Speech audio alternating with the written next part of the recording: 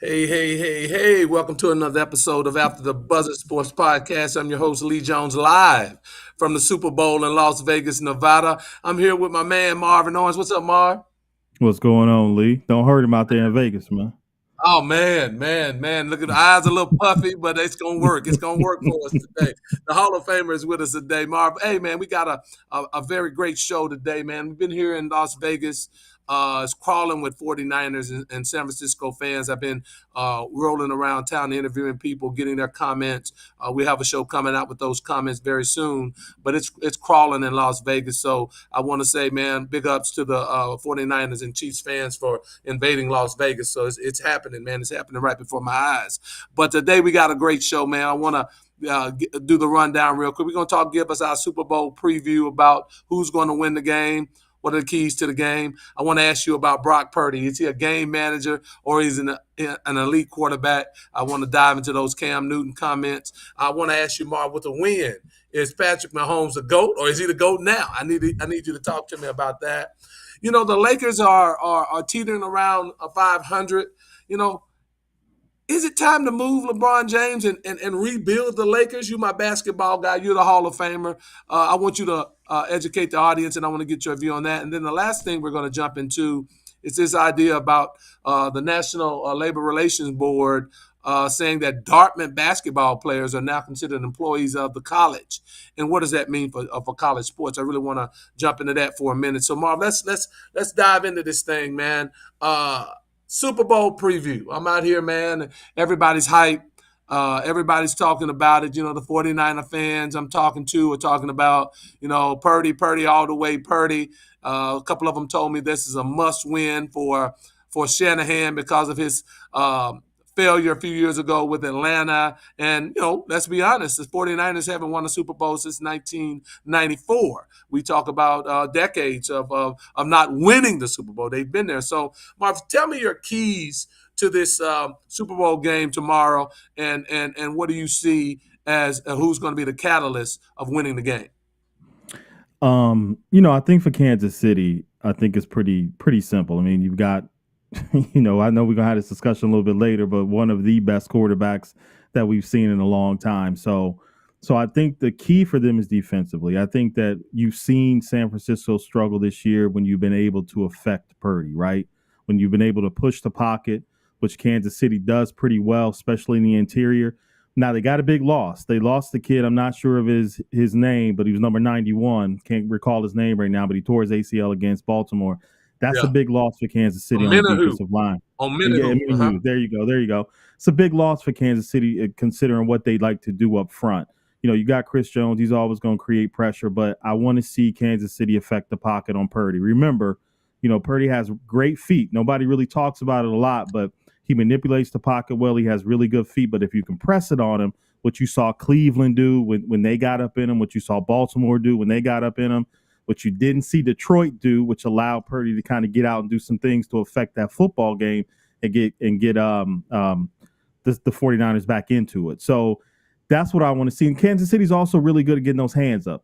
Purdy's a smaller quarterback. He's shorter. I think he's about 6 feet, if I'm not mistaken. So throwing angles, they're really good at changing those throwing angles for quarterbacks. So I think that's going to be a key for them to press the pocket on him. The Kansas City loves to play the two high safeties and the combination routes. They love to play that on the back end. San Francisco is really good because they have positionless players, right? You got McCaffrey and you got Debo, you got the 44, the fullback who gets out in routes. You got what's his name, the wide receiver number 11. I know you Are better with the name. Are you? Right. They got a Are you? lot of positionless players that can create matchups, and I think they're one of the best in the National Football League in yards after the catch. Something that Kansas City didn't do well this year. They didn't tackle well in space. So I think you're going to see San Francisco press the perimeter on Kansas City, try to get to the edges. Remember the Bills against Kansas City on the time of possession. They were able to run the football. I think they ran for 186 yards, and then Mahomes ended up, doing Mahomes things. But I think you're going to see San Francisco try to press those edges and get Justin Reed out there in single, one-on-one matchups, try to make him make some open field tackles. So I think that's where you'll see San Francisco kind of attack this game. But again, I think it'll come down to the quarterbacks. Who's going to make the biggest play in the biggest moment. I don't think this is going to be a high scoring game, but I think that every point is certainly going to matter in this game. So that's what I'm looking for in this matchup. How the Chiefs press the pocket and Kansas and San Francisco getting those mismatches on the outside and the edges that they love to do with those positionless players. Yeah, I want to stay right there where you started, Marv, with San Francisco's offense against Kansas City's defense. The corners for Kansas City, but probably the best tandem corners in the league right now, and how they press up to Debo and how they press up to Ayuk is going to be very, very, very important. The key to me will be Kittle up the middle too, Marv. I think how Kansas City safeties match up against Kittle will be a big determining factor. Kittle, is a safety blanket for Purdy. So I think how they guard Kittle up the middle is going to be huge. I like down the field matchups, Kansas City safeties against San Francisco's wide receivers. I think they match up well. But the other thing, the running game. Everything San Francisco does is based off of the running game. Can Kansas City affect the running game of San Francisco? If they stop the run, if they get Purdy and long down and distance, I think Kansas City is set up well to take advantage. And then the other thing I like, don't just keep Chris Jones in the middle of the field as a defensive tackle, but move him around on the offensive line, because you're absolutely right. How they pressure Purdy is very, very important. Keep Purdy inside of the pocket. His mobility last game really, I think, won the game for him against Detroit in the second half, getting out of the pocket, key third down runs. So how they pressure him up the middle and from the ends, from the edges, is going to be tremendously important. And so I really think that's the key matchup in this game coming up, because you have to keep Purdy. He's a smallish quarterback in the pocket, make him make decisions from the pocket, and then I think that there'll be success for Kansas City. I want to flip it, Marv, and I'm going to come back to you. Kansas City's offense against San Francisco's defense. What are your thoughts about San Francisco's defense against Kansas City's offense in this matchup? I think it's going to be really important. Kansas City has, especially throughout the playoffs, Panchenko, I think that's the running back for Kansas City, has gotten a lot of touches, and they ran the ball really, really well. He's really good between the tackles. He's more of a slasher, and I think that you'll see Kansas City really try to press the line of scrimmage a little bit with him.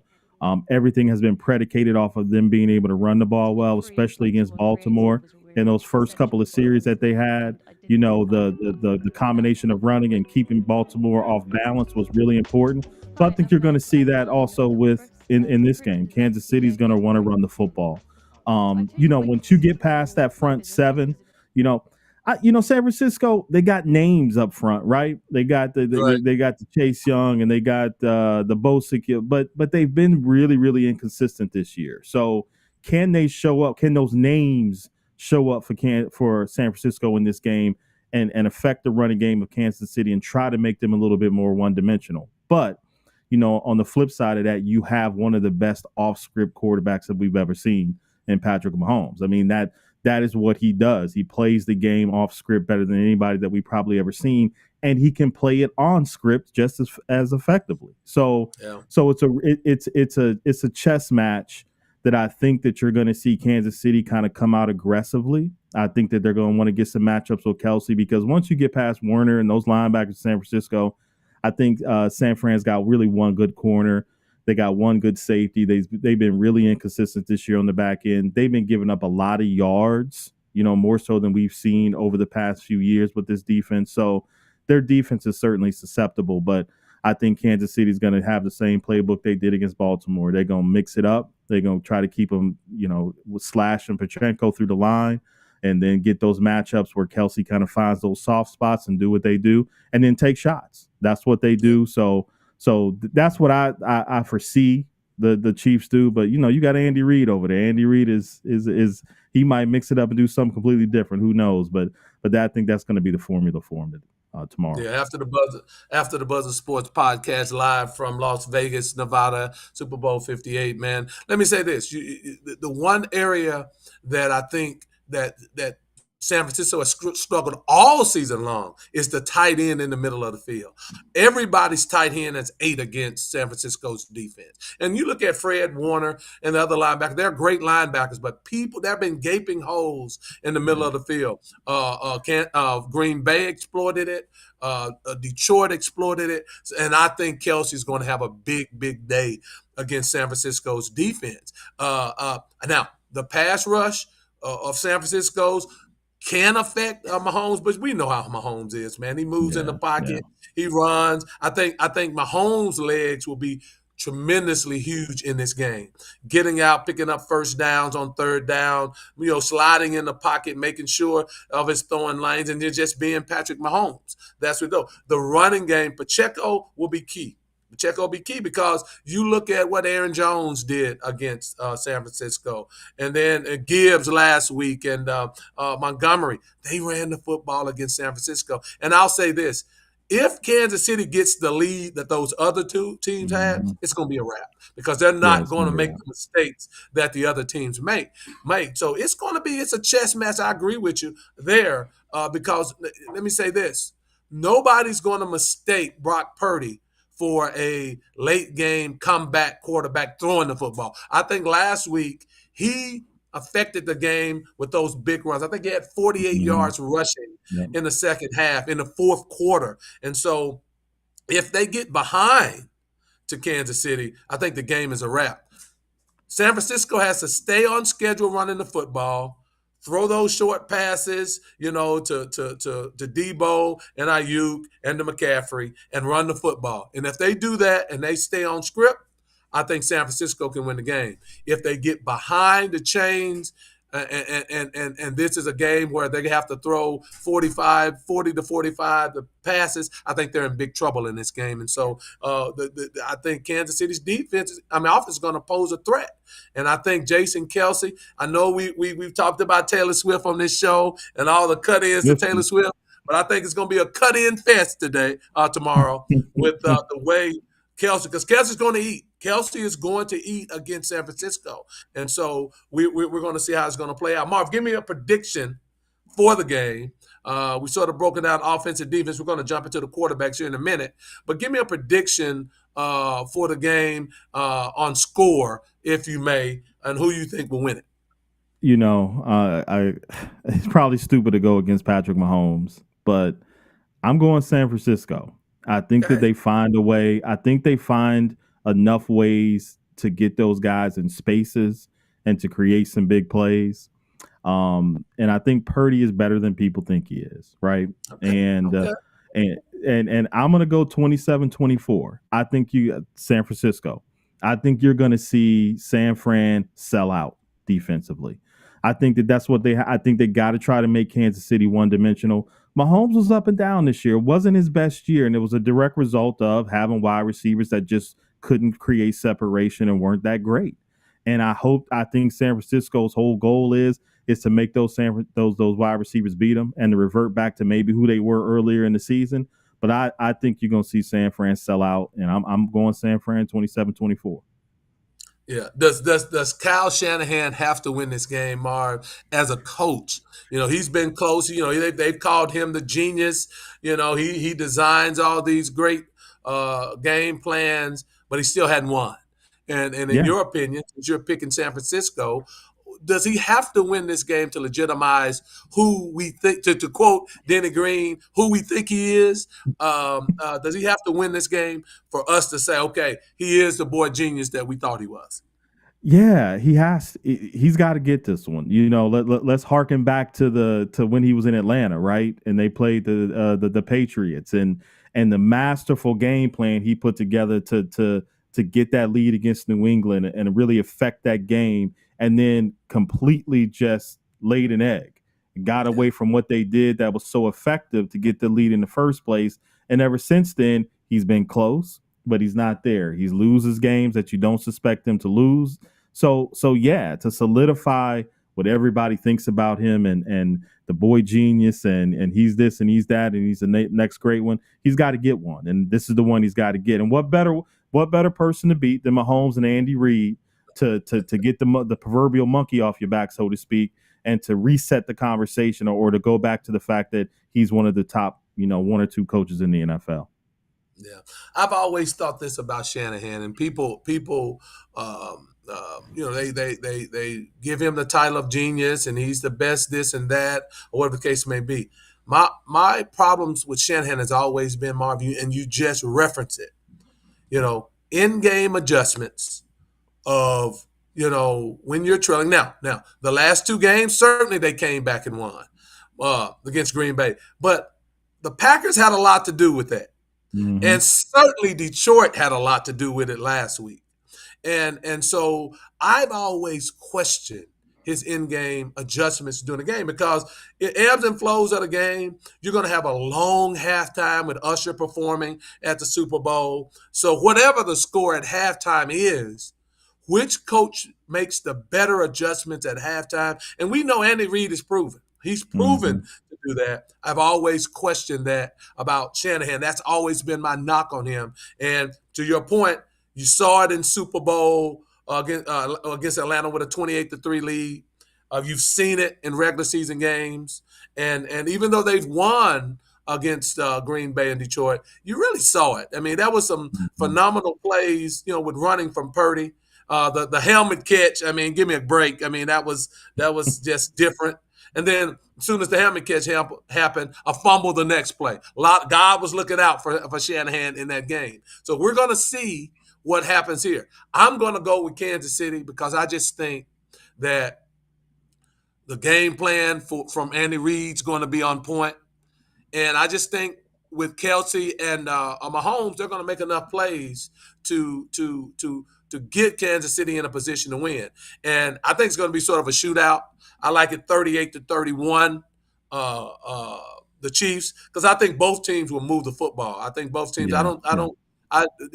Neither team in the playoffs have. Now, Kansas City played excellent against Baltimore. I still question Baltimore's game plan. I'll question that for the rest of my life. But both defenses are going to have some trouble with the offenses, and I think it's going to move the football. But remember this. There have been 4 occasions in the playoffs where Brock Purdy should have had 4 interceptions, Mark, and throughout this playoffs, the 2003 playoffs.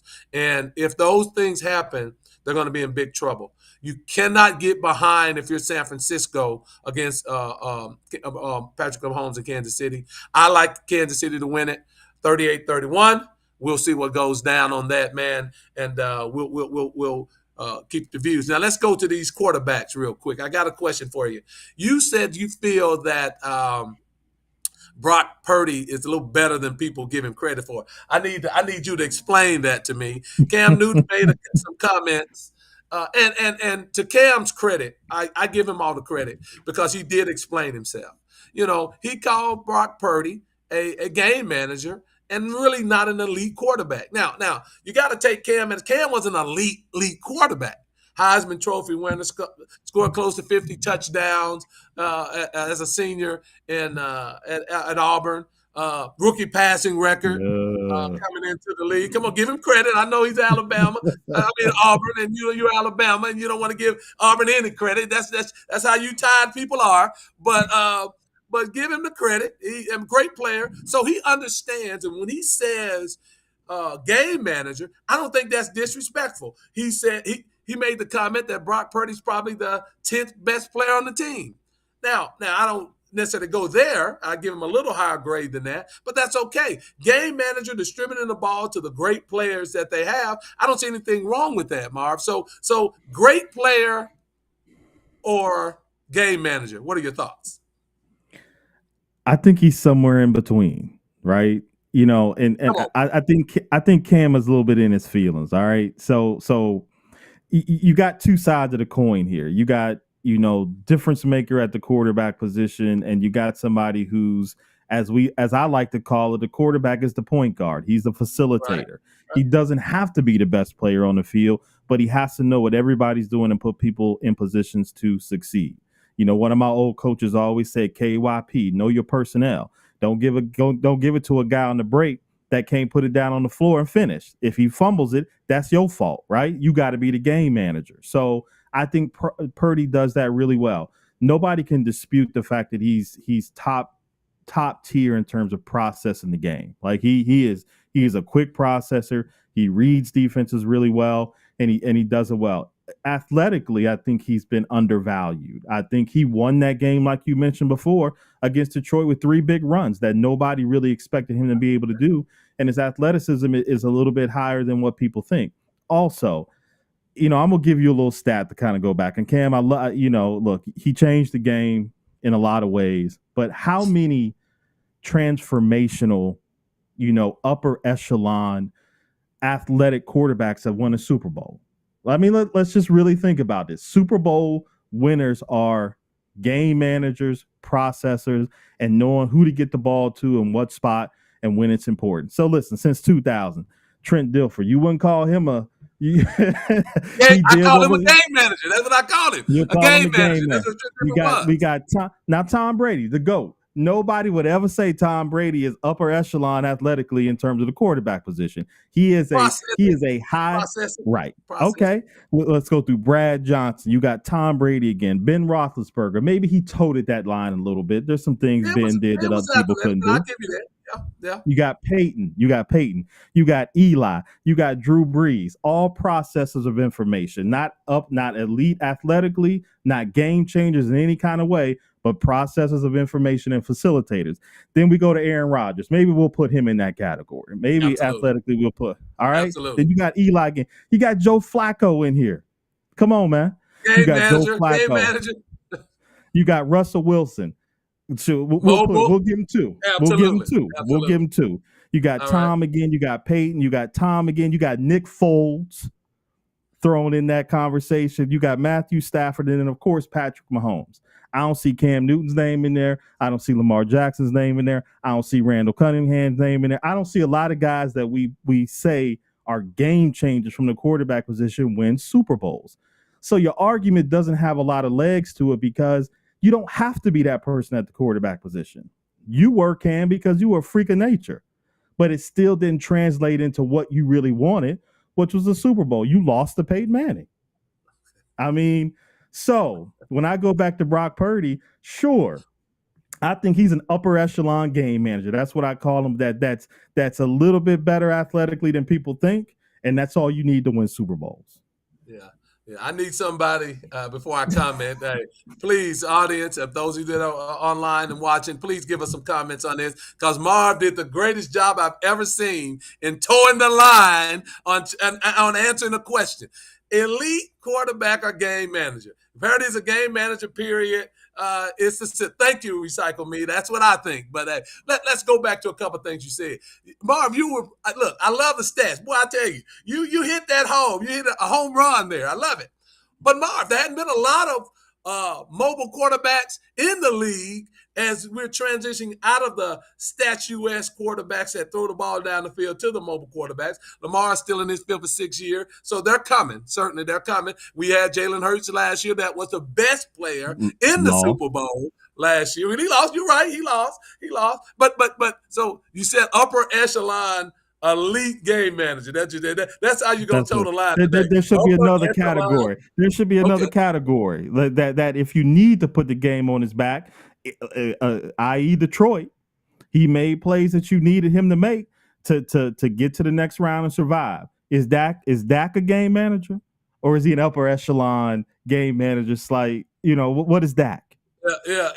Cassius. We didn't put that upper echelon game manager in as one of our categories, but Marv just created a new category for us. But let me say this: Brock Purdy throws the ball to the other team. Marv, he throws the ball to the other team when he's now. Detroit had 2 pick sixes in their hands.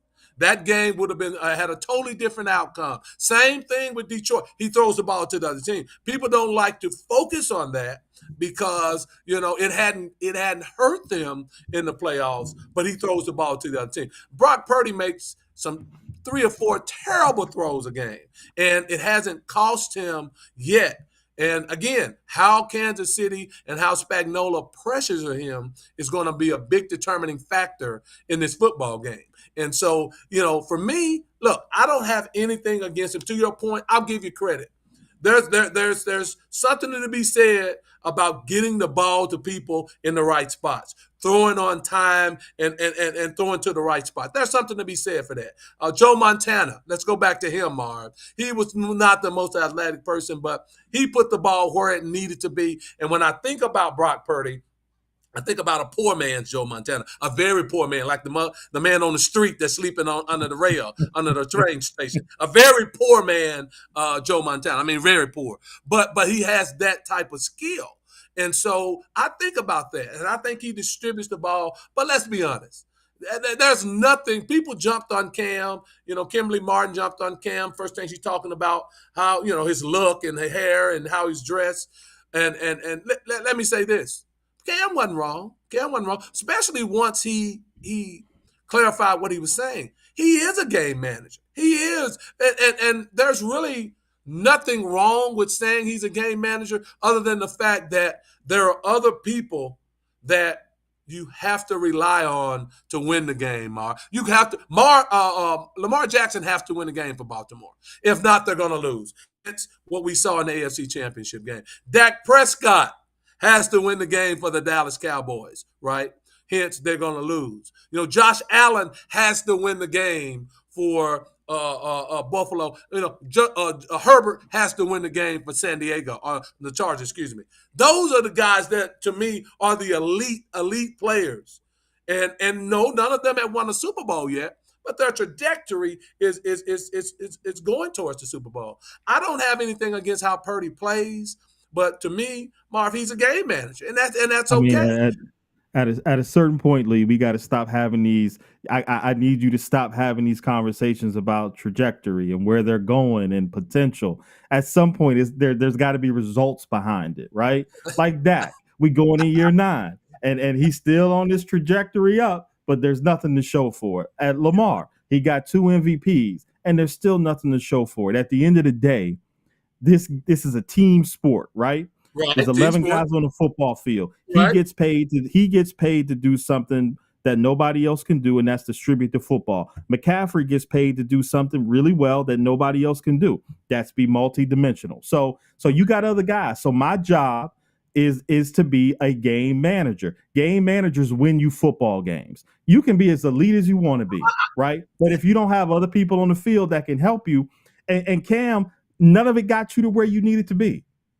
I'm glad that you were, but at the end of the day, football is about championships. Professional sports is about championships. Yeah, period. I agree. And ain't nobody gonna remember Brock Purdy as a game manager. They're gonna remember him as a Super Bowl champion. That's what they're gonna remember him as. Just like they do Joe Montana, just like they do all these other quarterbacks. You can say what you want to say, but I got something you don't have.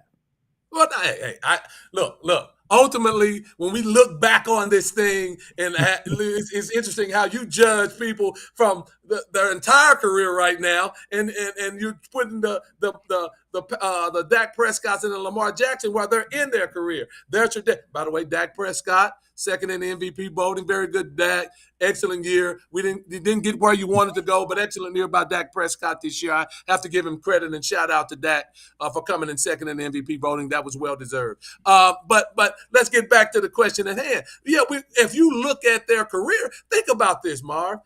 Aaron Rodgers, who you may consider the greatest talent ever to play the quarterback position, has won a Super Bowl in 20 years. Lamar Jackson has only played 6 years. So give Lamar, and he's in the AFC Championship now. Give Lamar a little more time. Lee, don't there are don't stages do that, Lee. to it, Mark. There are stages don't to do it. That, Lee. We both know Lamar Jackson will never be, from an arm talent standpoint and throwing the football talent standpoint, where Aaron Rodgers is. So he does have a smaller window. He does have a smaller window. I would say Dak has a larger window than Lamar Jackson, because what Lamar does well, it doesn't translate to long, bountiful careers in the NFL. It just doesn't. So if he doesn't, let's take, for instance, Kobe, right? Let's take, for instance, Kobe. As his game started to mature, what did he start to do better? Post, footwork, getting easy shots, learning how to manipulate defenses. His game evolved. I haven't seen Lamar's game evolve. I haven't. What do you mean? That's ridiculous. That's ridiculous, Marv. That's ridiculous, because He's completed 68% of his passes this year, his highest percentage, and he's still athletic enough at 26, 27 years old. Look, Lamar Jackson's game, he can translate into his mid 30s playing the way he plays because there's not a better athlete on the field. So comparing him to Aaron Rodgers doesn't run the football like Lamar Jackson. And let me say this, Lamar Jackson can make every throw on the football field from the quarterback position. Do you agree or not agree with that? Look, being able, what do you mean? He can make the throws in terms of, are we talking about accuracy here, or are we talking about Yeah, the this ability guy here. that's different. Shit, I can go out there right now and make a 40-yard throw.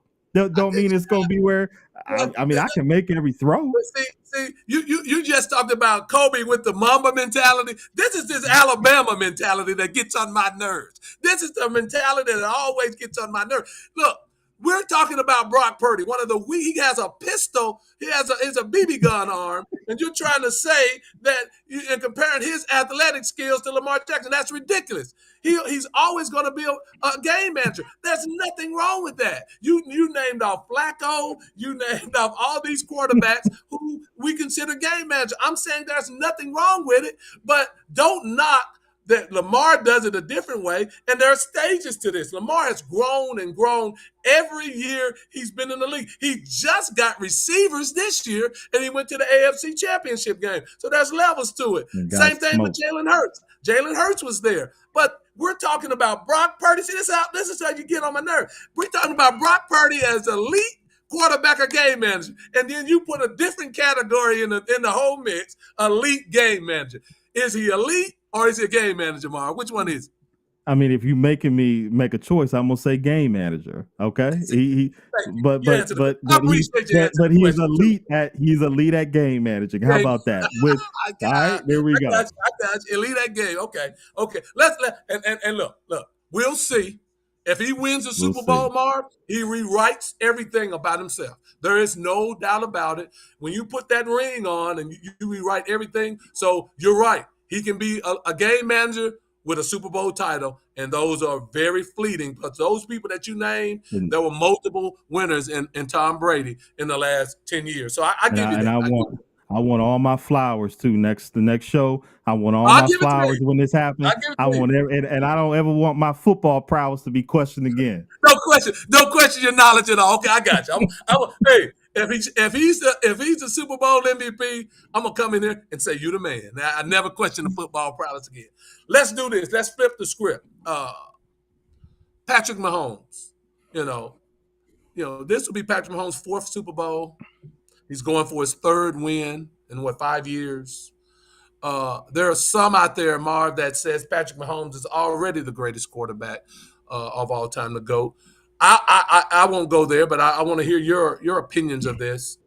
If Mahomes wins number 3 on tomorrow, do we now put him in the status of being the GOAT, or where would you put him at, Marv, as far as GOAT status? Now, with modern football, because we do know that early on Brady was not middle of New England and Tampa Bay Brady. We know that, right? So Brady in year 5 was the reason why, right?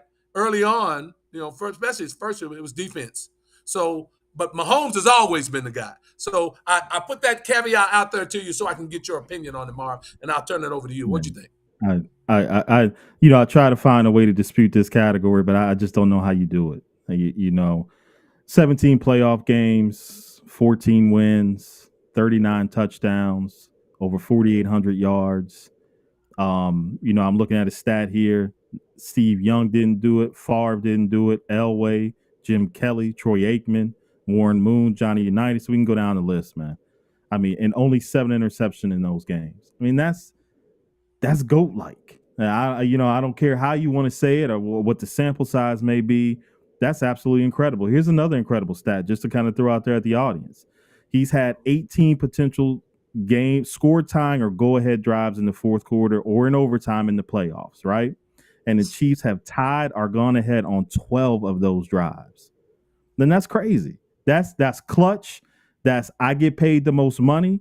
That's I'm the man. That's you got to stop me. That's GOAT. I'm the best to ever do this. That's what that is. And that's what quarterbacks get paid to do. Dak Prescott, Lamar Jackson, all you out there, take notes.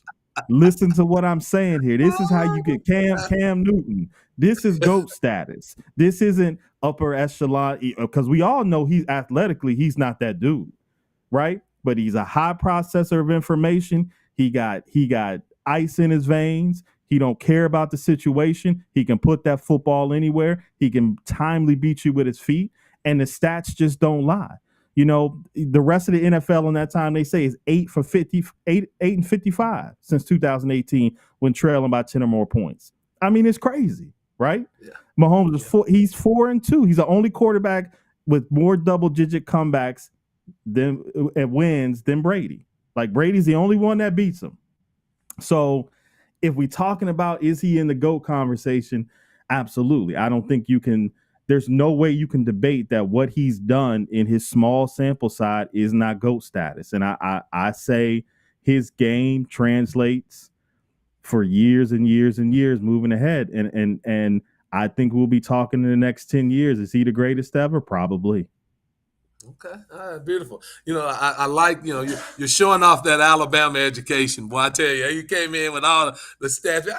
I questioned Bama's education system at one time, but I like it now because you really come with it. I'm gonna rethink everything I thought about the University of Alabama. Yeah, but anyway, That's let's all I go need back you to do. but and Marv, beautiful, very well said. I love everything you said. I think he gets Mahomes anyway. His athleticism. I think people really undervalue how athletic Patrick Mahomes is. I saw it at Texas Tech, how he ran the football at Texas Tech, and he's showing that even in the pros. He's not as fluid as Lamar Jackson, but he moves out of the pocket extremely well, and I like his mobility. But again, you know, why I question it? The answer is he the GOAT. I didn't hear you say it now. Is he the GOAT now, or he's going towards it, or no, he's going towards. He's not the GOAT yet. I mean, Brady is the GOAT. There's no debate about that yet. But Mahomes he's nipping at his heels. So if he wins his third, and he'll be the Super Bowl MVP. If Kansas City wins, he's going to be the Super Bowl MVP. If he wins his third, will you call him the GOAT then? I didn't get that either.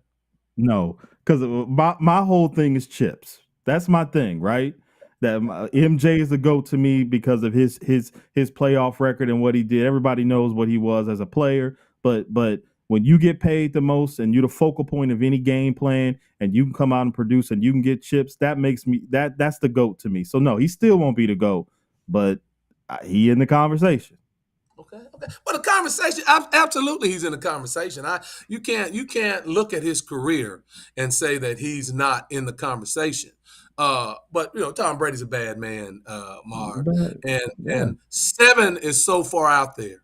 7 is so far out there that 3 Super Bowls, no matter what you do, 3 Super Bowls don't put you on the level of Tom Brady. It's a totally different NFL. It has evolved to where the quarterback position is a position that you can't even hit. Think about all the great quarterbacks. Yeah. The reason Troy Aikman didn't excel more is because of the concussion issue. They've taken or tried to take that completely out of pro football. You can't touch them. You can't breathe on them. If you accidentally fall on them, 15-yard penalty. So a lot of what we're saying about Patrick Mahomes, you have to factor that in, and longevity. He's going to have a long career because of the way the game is played, and we downgrade some of the greats. You think about Joe Montana, and if the rules of the game were in effect now, when he played for San Francisco, he might have 8 championships. It's just because that San Francisco. If Jerry hadn't done his thing with Troy, with Jimmy Johnson, Troy would have had it. But I always get a Cowboy reference in there, by the way, because that's America's team. But anyway, I digress. So you have to factor that in. 7 is a lot. 3 won't cut it for me. 3 won't cut it for me. Now, when Patrick Mahomes get to 5, if he gets there, I'm going to ring the bell. and I'm gonna give it to him because I don't think the totality of Super Bowls matter as much when you're getting into that area. The reason I don't give LeBron the greatest is LeBron's lost 6 championships. I Yeah. mean, I don't care what you say. When your record is below 500, you can't be the greatest. I don't, and I love LeBron. LeBron, you can ask my best friend Ray. LeBron is my second best favorite player of all time. But you can't be the greatest if you're under 500 in championships. There's no argument for that with me. And to a guy that's 6 for 6, you cannot make that argument with me. So Mahomes has to get to 5 for me, and then I'll ring that bell. So let's get to 3. Let's see if he can knock down this third one, and then we'll put him up there. But let me ask you this, Marvin. Is he already number 2? Yes. He's already Wow. number 2. Yes. Wow. Already. Wow. Yeah. Wow. And you see, I was getting ready to give Lee his flowers. Did you see the eloquence in which he brought in the eras of football that nobody even thought about? Never thought about that in terms of this argument. But it was so eloquent and it was so well thought out, and it's very valid. But then he had to go mess it up with them cowboy references. Like he's so indebted and just so mesmerized by the Cowboys that he can make a great argument and then that easily go mess it up because he got to talk about them Cowboys who ain't. When was the last time they won a Super Bowl? Was 95. The last, San Francisco's 94. We've won one before later than San Francisco. That's what I'm saying. For all my 49er friends, let's get that straight. Let's make sure we do understand that. But Marv, America's team is America's team. I'll never, ever not give that props. But let me say this. So he's number 2 now. So you'll put him over Joe Montana with 4. Mm-hmm. You put him over that. Oh, okay. Yeah. Terry Bradshaw, I look at football back then, and they didn't. I just think he would be over Terry Bradshaw. Montana's tough for me, Mar. Montana's tough for me. It's tough, but when I go through these stats and I'm just looking at what he's doing in the playoffs and when it matters, man, that's hard to replicate. I mean, Montana's great. Look, I'm with you. Joe Montana was always one of my favorite. I loved Montana, but when I watched Patrick Mahomes, they just never out of a game, and his ability to perform under pressure, it's just uncanny. It's like nothing we've ever seen. So yeah, I got him at number 2 right now. I really do. I don't necessarily. I still don't put him over Montana. I think we don't compare apples to apples when we make these comparisons because of how the game was played. I mean, you could crush Montana back there. I mean, you could just. I remember LT and them just crushing him. And you just can't do that these days. So longevity matters, and even how you're playing during a game matters because you've been beat up so much. So I factor that in my evaluation. But Mahomes has to win. I mean, I can't give him GOAT status and put him up there until he gets 3. And then 3 will say, okay, man, there's a heavy debate to put you past Montana. 4 is going to say you're past Montana. Right. But for me right now, there's no argument over whether he's better than Brady right now, because that's just not the case in my mind. No, I can't give him that. And anybody that is saying that right now, that's recency bias. Because the career that Brady's had is unreproachable right now. So thank you. That was what I've come to. Like I said, then that Alabama man, my son's growing up. When he's recruited, I'm gonna look at Alabama. I'm not gonna say I'm gonna send him there, but I'm gonna look at Alabama now because I see the academics did. Oh, it's pretty good. I'm okay. We're good. Okay.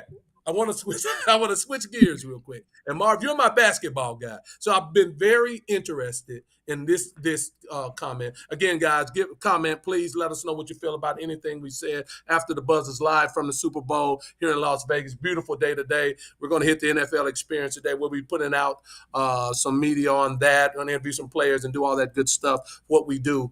Thank you, guys. Please subscribe, tell a friend, because we need you guys to help grow this show. This is how we do it every day.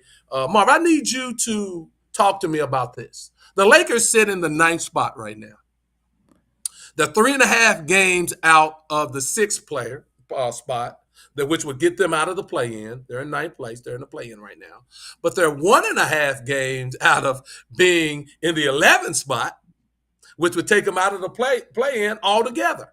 They're 28 and 26, 28 and 26. And some nights you look at them and you say, damn, the Lakers are so good. They're talented. And then other nights you look at them and they collapse down the stretch and they don't do it. So this may be weird to some people, but nobody plays forever, right? Nobody plays forever. And GMs are in team building mode. So my question to you, Marv, is Mr. Basketball, state of South Carolina, the Hall of Famer in the state of South Carolina. I give you my props. You know that. You my guy.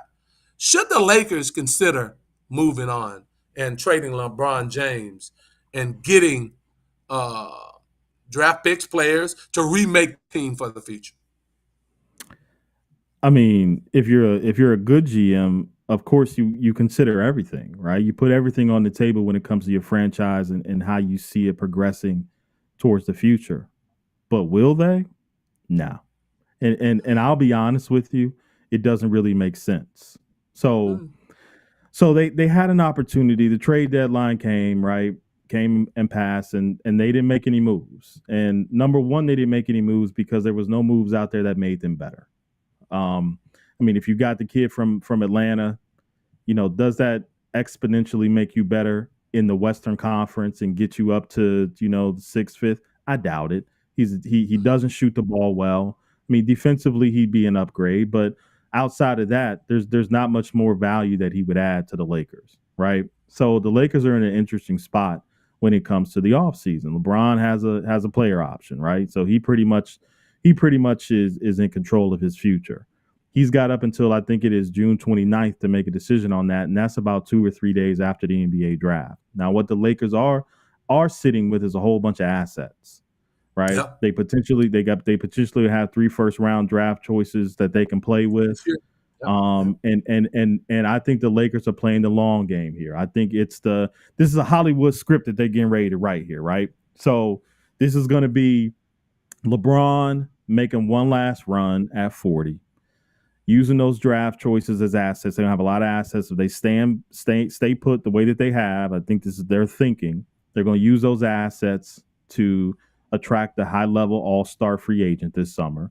You got, Paul George, who's going to be a free agent. You got some other guys. Well, out of what would be a free agency pickup, Paul George could be a good pickup for them in terms of the way that he plays. He would fit probably well. You got James Harden, you got Klay Thompson. You got a lot of guys out there that could make them better. And you have assets to also make your bench better, right? And then it becomes a point where here comes Bronny, right? We know he's really not NBA caliber. We can get into that discussion at a later date. Wait a minute. See, there we go with that craziness. Wait a minute. Okay. So just gave me a headache. Go ahead. This is the Hollywood script they writing. So they use those assets. They get an all-star caliber free agent. They get a couple of more pieces that they add that are high quality, high level, maybe players that are towards the end of their career, but can still be valuable contributors. And then you get Bronny as an unrestricted free agent because he's not getting drafted. He's not. I'm not saying package any of these for Bronny because that would be absolutely insane. But an undrafted free agent and recycle me. It don't matter if Bronny's ready for the NBA. A lot of guys that come to the NBA aren't ready for the NBA. This is about writing a story for LeBron and your superstar. And what this does is, see, people don't see the long game here. Like what this does is it's about how you treat stars. And other stars watch how you treat other stars. And how do you treat LeBron going out? And what is it that you do for him to make him go out the right way? He's going to retire a Laker. There's nowhere else for him to go besides maybe New York. And I don't see that happening either at this point of his career. So this is what you do. You go get a high-level all-star, bring him in, solidify that bench. You got some pieces that are already there that you can keep. You make one last run with LeBron, AD, and whoever that other all-star caliber guy that you attract. You sign Bronny as an unrestricted free agent and put him on the 12th man on the bench. There's that game with Bronny and LeBron that everybody's been wanting to see. then you cut bait with Bronny whenever it suits you to cut bait with him because it's not gonna cost you nothing anyway. There's the Hollywood story. Maybe LeBron makes one last run with a great All-Star. That's what I see the Lakers doing. Beautiful. But I tell you, I almost want to hire you right now for the Lakers. I mean, you really, I mean, I tell you, boy, you really look. A couple of things I'm gonna unpack there from what you said.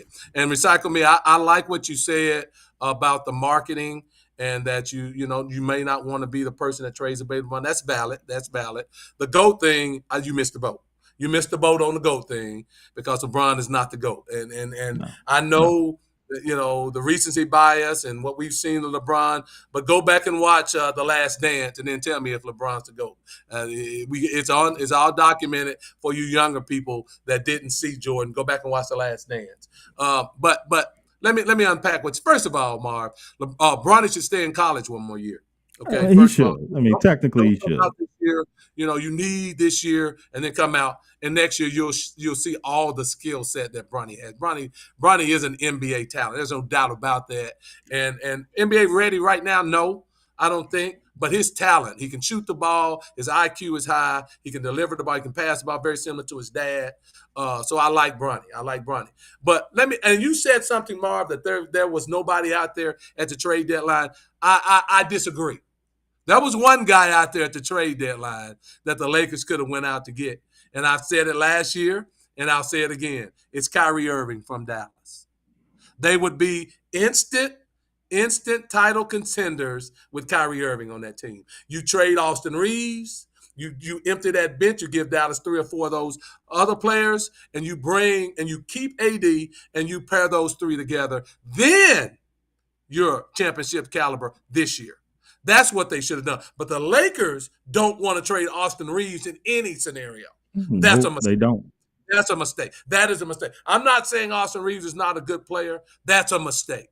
That is a mistake. And so that's where I think they're going to lose out on the championship window for LeBron. But I can't disagree with what you're saying about as far as getting an Asian veteran. But Mark, who?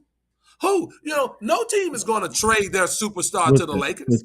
Nobody. Who's going to do it? Well, you got unrestricted all-star free agents. Like I said, you got Paul George, Pascal Siakam is going to be out there. You got Tobias Harris, you got Klay Thompson, you got Drew, who's going to be an unrestricted free agent. You got DeMar DeRozan, who they've always kind of wanted. I mean, you got Tyrese Maxey. Maxey's going to be a free agent coming off that first deal. I like Maxey. You got some people along with LeBron and Anthony Davis that can move the needle for them. I mean, the reason why I think that it still won't be enough is because LeBron is 40. Father Time is undefeated. I just don't care. And he's still top 10 right now in the NBA at his age, which is phenomenal. But an 82-game season is hard. And it is tough, especially, I mean, at 25, it's tough. You talking about a 40-year-old and to be at his best at the end of the season when they're going to need him the most. I just don't see it. But it's going to happen. He's going to get. I mean, every year after the All-Star break, LeBron has a nagging injury going into the playoffs, right? Now, he plays through it, and now, like I said, I love LeBron, but the Father Time won't be in the field. Let me ask you this question, Marv. When do the Lakers say this? LeBron is great.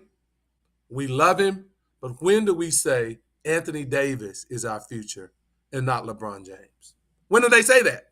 Because if you don't say that at some point, you're going to fall off a cliff.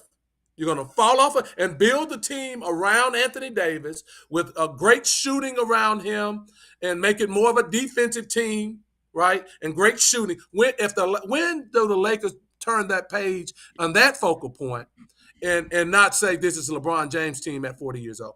Or do they never do that? I'm asking you. You're the Hall of Fame. I think they said that without saying it with the extension that quietly happened, but they missed on a lot of things that could have transitioned this team into an AD team while LeBron was still there. They missed on Buddy Hield. They missed on a lot of people that they could have brought in from a shooter standpoint. I mean, they not guard no way. I mean, they guard when they want to, so I don't care about the defensive side of it. The Western Conference is too stacked to be worried about, the defensive side of it. You got to be able to make shots. And they missed on a lot of free agents that they could have brought in, trying to mess around with Austin Reeves. And I'm with you. I think he's a good player. but Austin Reeves not winning no championship. He's He's not not even winning. gonna. He's not even. I mean, I guess he could be he could be a somewhat of an integral part on the championship roster, but he's not taking you to the promised land. I'm sorry. So I agree with you. You got to get some shooters, surround Anthony Davis with some shooters, which would help LeBron, which would have been a Yeah, good thing for LeBron as well, to space that floor and to let LeBron do what he does well. Take his minutes down, let him hit shooters. But they missed the boat. They missed the boat on that. that's why, Marv. I've always look. People think I'm crazy about Kyrie Irving. No, first of all, I think You he's are. probably, but he's the most skilled small player I've ever seen, and his skill set, the way he shoots the ball, and Kyrie Irving 5-6 more years, Marv, in the NBA at a high level, 5-6 more years, and that's why I always said with LeBron, because you want to rest LeBron more now, and you need that, bro. One of the reasons that the Lakers are at 28-26 is because Austin Reeves didn't show up in the first half of the season, Yeah. and No, he you're right. drifts, and he's not huge in some games, right? And so, give me a Kyrie. I would have moved heaven and earth. Forget about the 2029 draft pick, because you have a guy that'll be there for 5 more years. And I would have got Kyrie Irving. And this notion that I wouldn't trade, it's setting you back, because the Lakers, if they get out of the play-in, Marv, they're still gonna come out and they have to play Denver or the Clippers, right? In that first round matchup. They're not beating those guys in the first round. No, They're just and I think they're not I beating think them. they knew So that. you're at the That's stage where you're losing in the first round. yeah. That's not a good point for No. them. So should you move on for or trade? I think it's a great question. I really do. I think it's a great question, because there's value in that question, in that thought process, depending on what the package is. Can you get 3 starters for LeBron at this age, Marv? Can you? No, Yeah, well, see, I don't. then, Yeah, yeah, then, I then don't think maybe not. That's why I think maybe you you see can the move. Lakers. Yeah, I think you see the Lakers, and I think that they know that. They've tested the market, trust me, and I think that's why you're going to see them push the chips all in this summer. This is going to be the last hurrah. They gonna make it as meaningful as they can and get as much help as they can. They've got the assets to do it. So this year is pretty much a wash. The Lakers aren't getting out of the first or second round. I mean, it's just not going to happen. So It's so just that's what you're difficult. going to see.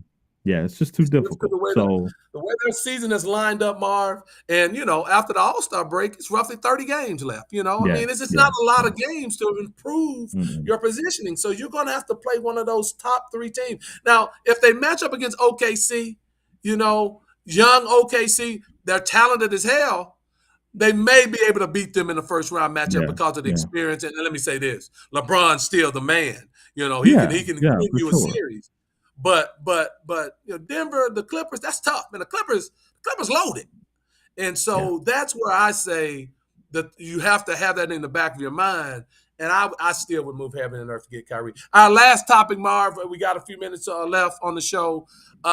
This week, the National Labor Relations Board ruled that Dartmouth basketball players are employees of the college, opening up this Pandora's box of having all athletes now be classified as employees of the college. This gives them the right to collective bargain, their playing time, their practice time. They can do all the things that the NBA players now do.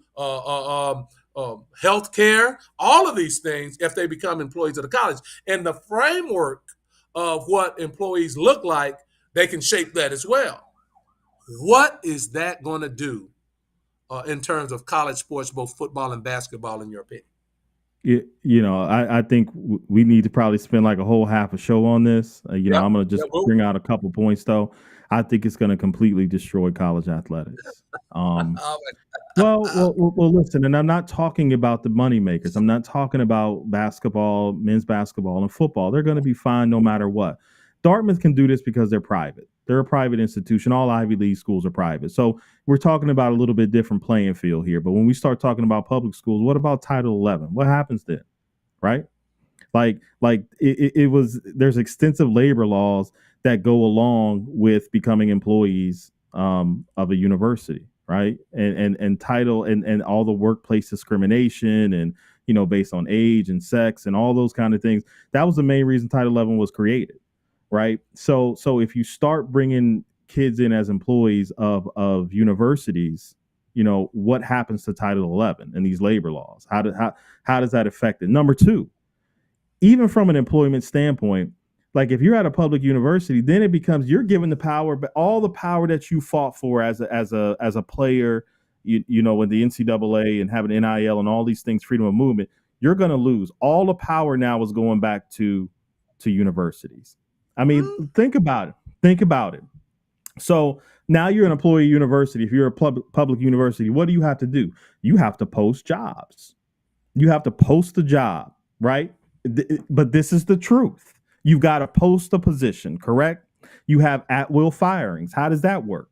If I don't like what a kid said to me as a coach, I can get his ass up out of here because he's an employee of the university and there's at-will firings, right? Is that not true?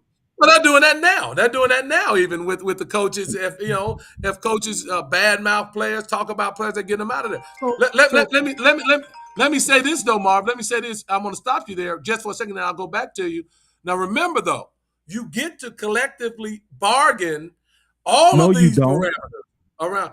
When you form a union, you will. Now there are federal laws, but the framework, you get to collectively bargain this stuff, right? So you do get to shape some of this stuff. But go ahead. But now discrimination is discrimination. I do agree with you on that, but you will get to shape some of that, correct? You get to collectively bargain, but again, we had this conversation the last time that we kind of talked about that. Who's paying for that union?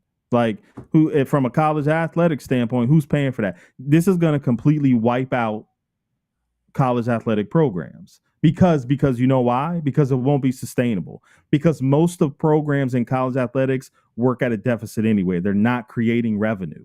So if I'm a college or a university, my athletic department budget is dead. If I'm paying players, and what is it? I don't even know where's Dartmouth, New Haven. Where I'm not even sure, but I'm sure minimum wage is $7.25. How do you determine that? Do players get paid minimum wage a game? Do they get paid when they're at practice? Anything that they're doing for the university from an athletic standpoint, they're getting paid a salary for. It's going to completely wipe out athletic departments. And you also lose the ability to start to negotiate your NIL deals that you fought so hard for, because now universities can tell you, no, you cannot represent Duke's Barbecue or whoever the case it may be, because you're an employee of the university. I'm going to tell you what it is that you can do. But you're talking about collectively bargaining. That's a heavy price. Unions ain't free. Mark, the same way NFL players get to do their NFL. They make millions. I disagree. They get to collectively bargain what they do, and name, image, and likeness will never be taken away from the college players. It's here to stay. It's state law. If you're an employee, if you're a state employee, if you're an employee of a university, the university has the right. If you're an employee somewhere, you can't go out and do something that's going to be, no, we don't agree with that, Lee. We're going to have to let you go. I can't go live from the strip club in Las Vegas. Right, you can't go. What about non-competes? You got I mean, there's all kinds of stuff. But Mar, you can negotiate all of that. That's the beauty of this. By forming the union, you get to set the parameters. It's a blank shell now, and this, you form what the athlete and employee relationship looks like. So they won't have that type of power. They're not going to have that power to say, no, you can't do that. No. Like right now with NIL. You can't use the college's name in any NIL thing that individual players do. That's some of the things that will be jointly negotiated. I disagree. No college athletic department can afford for players to become employees. They will completely get rid of the majority of sports. They will cease to exist.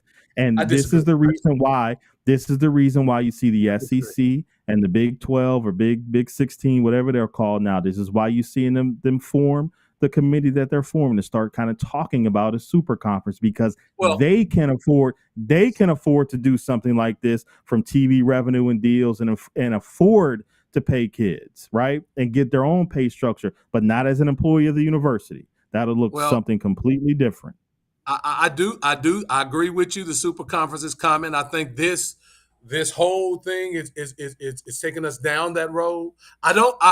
I've said it 5 years ago that where the NCAA made the biggest mistake with NIL, because now they're bitching and complaining about it's out of control, is they didn't make the players employees of the college. At 5 years ago, they could have set a parameter that all football players get paid $50,000. Linemen are getting $100,000 now. They could have set that parameter and really controlled the revenue of athletes and built a model throughout all sports. Now, as I've always said, revenue generating is revenue generating, and fencing is another thing. That's all I'll always say. But they could have set that model. But we're gonna definitely, as this develops itself over the next few months and where we go, we'll do a show that's really focused on that more. You make some great points.